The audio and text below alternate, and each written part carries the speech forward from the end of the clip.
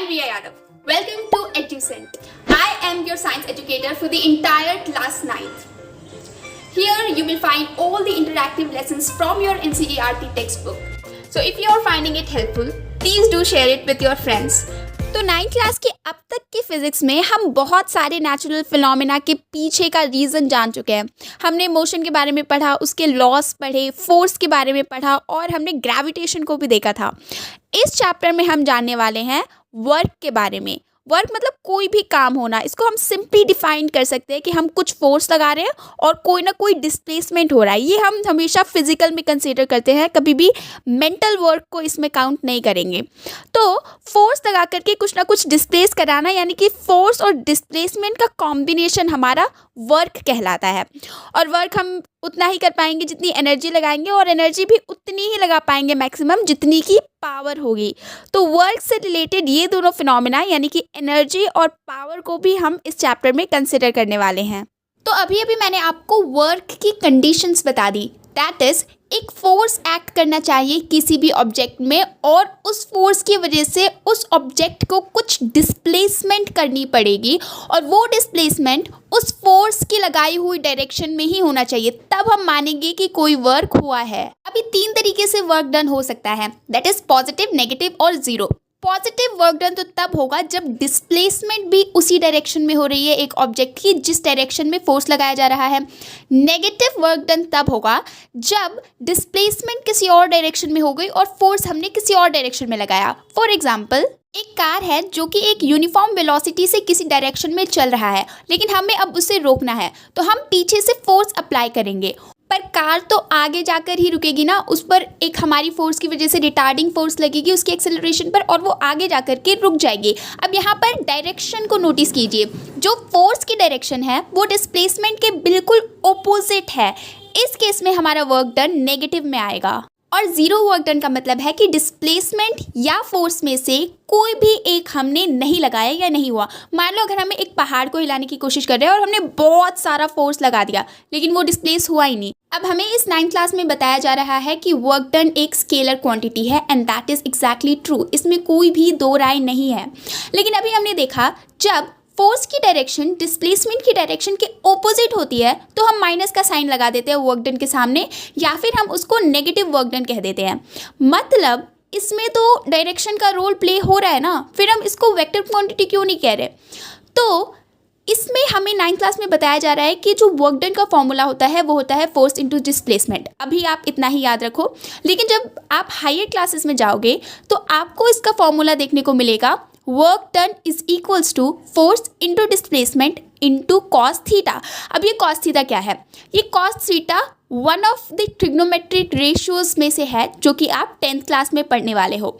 तो कुछ trigonometric ratios होती हैं ट्रायंगल के बेस पर, हम उसको 10th में जाकर के पढ़ेंगे। अभी आप इस पर ज़्यादा ध्यान मत दो, लेकिन एक कॉन्सेप्चुअल क्लैरिटी के लिए मैं आपको बता देना चाहती हूँ। इस कॉस थीटा में जो थीटा है वो होता है angle between displacement and force.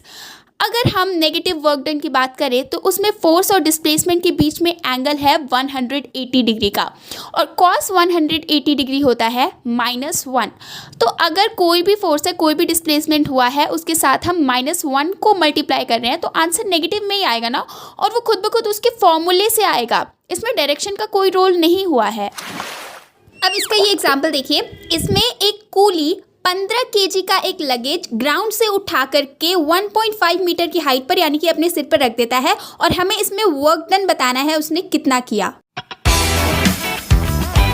तो यहाँ पर हम लोग अपना वर्क वाला सेक्शन कंप्लीट कर चुके हैं, and now we are moving towards studying energy.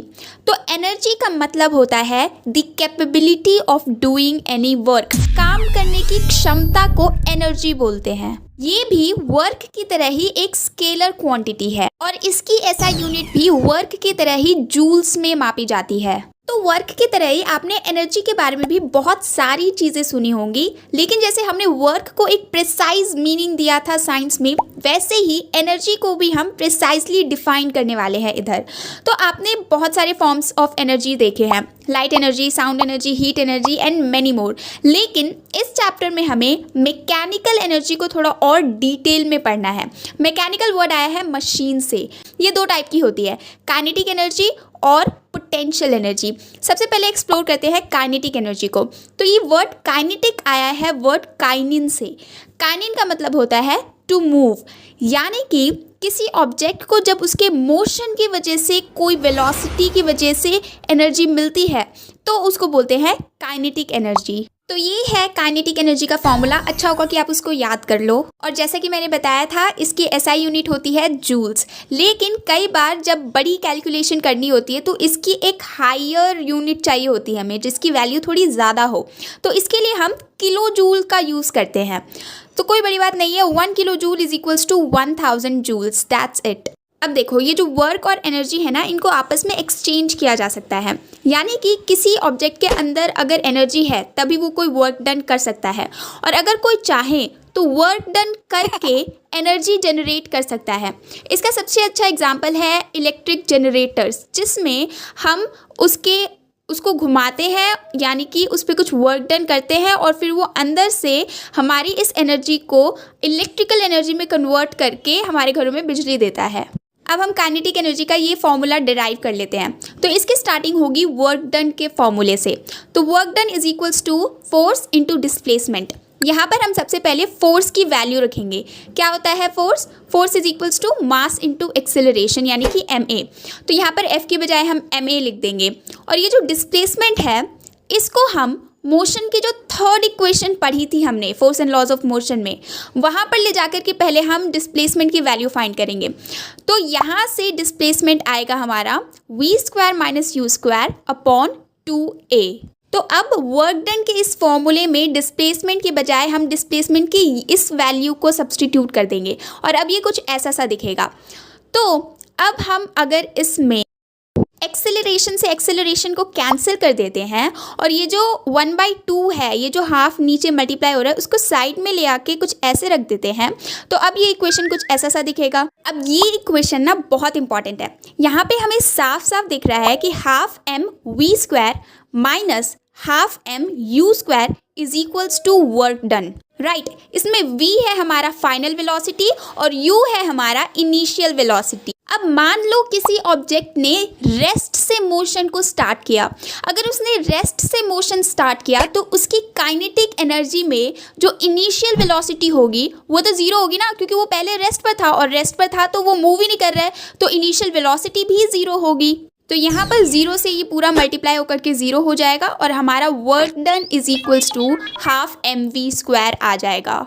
और बस अब हम यहाँ पर इस वर्क डन को हटा करके लिख देंगे काइनेटिक एनर्जी। तो यहाँ पर हमारी काइनेटिक एनर्जी का फॉर्मूले का डेरिवेशन कंप्लीट हो चुका है, and kinetic energy is equals to half mv²। You need to remember it. अब अगर हम इस फॉर्मूले को ध्यान से देखें तो हम देख रहे हैं कि यहाँ पर दो काइनेटिक एनर्जीज हैं। एक में जो वेलोसिटी है वो फाइनल है, और एक में जो वेलोसिटी है वो इनिशियल है। तो इस फाइनल वेलोसिटी वाले को हम लिख सकते हैं फाइनल काइनेटिक एनर्जी, और इस इनिशियल वाले को हम लिख सकते हैं इनिशियल काइनेटिक एनर्जी।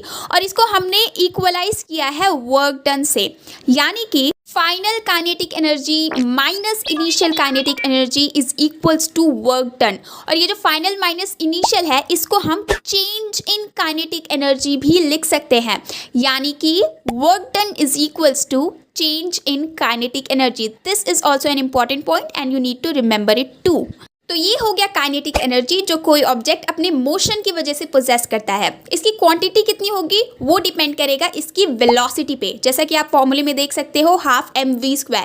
m जो है हमारा कांस्टेंट रहने वाला है, हाफ कांस्टेंट ही है, जो v है यानी कि वेलोसिटी ये वैरी करेगी। तो अगर वेलोसिटी ज़्यादा है तो वो ज़्यादा वर्क डन कर सकता है, यानी कि उसकी काइनेटिक एनर्जी ज़्यादा है। अगर वेलोसिटी कम है तो वो कम वर्क डन कर सकता है, यानी कि उसकी काइनेटिक एनर्जी कम है। अब इस पर बेस एक ये वाला न्यूमेरिकल करते हैं जिसमें हमें बताना है कि एक कार जिसका मास 1500 kg है उसकी वेलोसिटी को 30 किलोमीटर पर आवर से 60 किलोमीटर पर आवर तक ले जाने में हमें कितना वर्क डन करना पड़ेगा। यहाँ पर जो मास है वो हमें गिवन है SI यूनिट में यानी कि kg में, तो जो किलोमीटर पर आवर है वो हमारा SI यूनिट नहीं है, हमारी स्पीड का SI यूनिट है मीटर पर सेकेंड। तो सबसे पहले ये जो वेलोसिटीज़ दी गई हैं इनको मीटर पर सेकेंड में कन्वर्ट करेंगे और ऐसा करने के लिए जनरली हम किलोमीटर पर आवर को जनरली मीटर पर सेकेंड में कन्वर्ट करने के लिए 5/18 से मल्टीप्लाई कर देते हैं। अभी 5/18 कहाँ से आया? देखो, जो किलोमीटर है वो 1000 मीटर्स के बराबर होता है। अगर हम इसको इंटू 1000 करेंगे और आर को सेकेंड में कन्वर्ट करने के लिए हमें 3600 से मल्टीप्लाई करना पड़ेगा, क्योंकि एक आर में 60 मिनट होते हैं, हर मिनट में 60 सेकेंड होता है, तो 60 × 60 3600। अब अगर हम पहले इन्हीं दोनों को डिवाइड कर ले तो हमारा आंसर आएगा 5/18। सीधा 5/18 से पहले इस क्वांटिटी को हम मल्टीप्लाई करेंगे, फिर इस क्वांटिटी को मल्टीप्लाई करेंगे और हमारा ये मीटर पर सेकेंड में कन्वर्ट होकर के आ जाएगा। तो अब ये सारा हमें SI यूनिट में अपना गिवन सेक्शन मिल गया है, जो भी चीज़ें हमें गिवन है। अब हमें फाइंड करना है वर्क डन और हमें गिवन है इनिशियल वेलोसिटी और फाइनल वेलोसिटी दोनों। तो अब इस पूरी डेरिवेशन से हम वो वाला फेज ढूंढेंगे इस इक्वेशन का, इस फॉर्मूले का, जिसमें इनिशियल और फाइनल वेलोसिटी दोनों किसी तरीके से वर्क डन के बराबर हो रही थी। तो वो इक्वेशन है ये वाली जिसको मैंने हाईलाइट भी किया था। तो इसमें अगर हम पुट करते हैं सारी वैल्यूज़ को, यानी कि हाफ इंटू 1500 kg इंटू जो इसकी फाइनल वेलोसिटी का स्क्वायर है वो, minus half into 1500 kg into जो इनिशियल वेलोसिटी का स्क्वायर है वो, तो इसको सॉल्व करके हमारा आंसर आ जाएगा 1,56,250 जूल्स। तो इतना वर्क डन हमें करना पड़ेगा इस इनिशियल वेलोसिटी से इसको इस फाइनल वेलोसिटी तक लेके जाने में। तो काइनेटिक एनर्जी के बाद अब बात करते हैं पोटेंशियल एनर्जी की। तो पोटेंशियल, ये वर्ड आपने बहुत बार सुना होगा। Like what would you mean if I say that you have the potential to complete this whole chapter in half an hour? इसका मतलब ये नहीं कि आप कर रहे हो इस चैप्टर को कंप्लीट, बल्कि आपके अंदर पोटेंशियल है कि आप कर लोगे। यानी कि आप भले ही शो नहीं कर रहे हो लेकिन आपके अंदर स्टोर्ड एबिलिटी है इस चैप्टर को कंप्लीट करने की। वैसे ही कोई वर्क डन करने से किसी ऑब्जेक्ट के अंदर जो एनर्जी स्टोर्ड होती है उसको बोलते हैं पोटेंशियल एनर्जी। ये एनर्जी तब तक स्टोर्ड रहेगी जब तक आप इसको किसी चीज़ की वेलोसिटी को चेंज करने में यूज़ नहीं कर देते। इसका सबसे अच्छा एग्जाम्पल है जो आर्चरी करते हैं, यानी कि जो धनुष चलाते हैं, वो जब अपने तीर को पीछे खींचते हैं तो उसमें वो एनर्जी को स्टोर कर रहे हैं। ये एनर्जी कैसे स्टोर हो रही है? उस आर्चर की ओरिएंटेशन की वजह से, उस आर्चर की पोजीशन की वजह से। तो ये पोटेंशियल एनर्जी उस आर्चर में स्टोर हो गई। अब जब वो उसको छोड़ेंगे तब उसकी काइनेटिक एनर्जी बढ़ेगी और काइनेटिक एनर्जी की वजह से वो कोई वर्क डन करेगा। इनफैक्ट जब हम रबर बैंड को भी स्ट्रेच करते हैं तो हम उसमें पोटेंशियल एनर्जी ट्रांसफ़र करते हैं और जब छोड़ते हैं तो वो वेलोसिटी बढ़ती है उसकी और फिर उसमें काइनेटिक एनर्जी इंड्यूस होती है। कभी उसको अपने हाथ पर छोड़ के देखना, उससे वर्क डन भी होगा। इसके अलावा अगर आप स्प्रिंग को भी देखोगे तो स्प्रिंग को जब आप ऐसे स्ट्रेच करते हो या फिर उसको कंप्रेस करते हो तो उसकी ओरिएंटेशन की वजह से उसमें पोटेंशियल एनर्जी स्टोर होती है और जब उसको छोड़ते हो तो फिर वो अपनी वेलोसिटी ज़्यादा करके बाहर निकलता है या फिर अंदर जाता है। तो इससे उसकी एनर्जी ट्रांसफ़र होती है काइनेटिक एनर्जी में और फिर ऐसे वर्क डन होता है। तो किसी ऑब्जेक्ट की ओरिएंटेशन या उसकी पोजीशन की वजह से उसमें जो एनर्जी प्रेजेंट होती है उसको हम बोलते हैं उसकी पोटेंशियल एनर्जी। इसका एक बहुत छोटा सा चिंदी सा फॉर्मूला है, होपफुली आपने इसको याद भी कर लिया होगा। दैट इज mgh, यानी कि mass into acceleration due to gravity into height. अब अगर आप किसी ऑब्जेक्ट को एक हाइट तक ले जाकर के उसको छोड़ देते हो तो आपने देखा है कि वो अपने आप ही नीचे चला जाता है, यानी कि वो नीचे जाता है, कोई काम करता है। तो यानी कि इस ऑब्जेक्ट को हमने एक हाइट तक रेस करके पहले तो इसकी पोजीशन चेंज की और पोजीशन को चेंज करने की वजह से ही इसमें पोटेंशियल एनर्जी आई। छोड़ने से वो नीचे गिर गया, उसकी काइनेटिक एनर्जी बढ़ी और उसने जाकर के वर्क डन किया। तो इसी पोटेंशियल एनर्जी को अब हम डिराइव करेंगे। तो मान लो ये कोई भी ऑब्जेक्ट है, इसका मास है m और ये जिस हाइट तक रेज किया गया है वो हाइट है h मीटर्स की, ठीक है। तो इस बॉक्स पर, इस m मास पर जो फोर्स लग रही होगी वो किस तरफ होगी? वो नीचे की तरफ होगी और ये फोर्स लगा रही है हमारी धरती। तो यानी कि इस पर ग्रेविटी की फोर्स लग रही है, और ग्रेविटी की फोर्स कितनी होती है, mg, याद करो आप पढ़ चुके हो, mass into acceleration due to gravity, इस पर फोर्स लग रही है। डिस्प्लेसमेंट हुई है h हाइट तक, और वर्क डन का फॉर्मूला क्या होता है, फोर्स इंटू डिस्प्लेसमेंट। तो बस फोर्स की ये वैल्यू यानी कि mg यहाँ पर सब्स्टिट्यूट कर देंगे, और डिस्प्लेसमेंट की ये वैल्यू यानी कि h यहाँ पर सब्स्टिट्यूट कर देंगे, तो हमारा work done is equals to mgh आ जाएगा। लेकिन जैसे चेंज इन काइनेटिक एनर्जी हमारा वर्क डन के बराबर होता है, वैसे ही चेंज इन पोटेंशियल एनर्जी भी वर्क डन के बराबर होता है।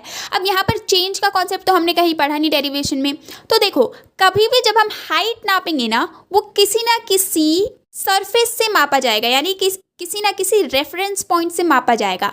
अगर ऑलरेडी एक हाइट तक रेस था, मान लो किसी स्टैंड पर ले जाके आपने इस मास को रख दिया होता, उस स्टैंड से मैं इसको रेस करती एक हाइट तक, तब क्या होता, तब हम निकालते पहले वर्क डन इस स्टैंड के हाइट तक का, फिर इस ऑब्जेक्ट के हाइट तक का, और उसको सब्ट्रैक्ट करते, और तब जाकर के आता हमारा वर्क डन। यानी कि हमेशा change in energies is equals to work done होता है। जैसे change in kinetic energy is equals to work done था, वैसे ही change in potential energy is equals to work done होगा। तो अब इस पर बेस पे एक एग्जांपल प्रैक्टिस कर लेते हैं। इसमें हमें पोटेंशियल एनर्जी की वैल्यू दी हुई है, दैट इज़ 480 जूल्स, और हमें यहाँ पर दिया हुआ है इसका मास, दैट इज़ 12 kg। इसके अलावा हमें जो एक्सेलरेशन ड्यू टू ग्रेविटी है उसकी वैल्यू लेनी है 10 मीटर पर सेकेंड स्क्वायर। अब हमारा सीधा साधा पोटेंशियल एनर्जी का फॉर्मूला हम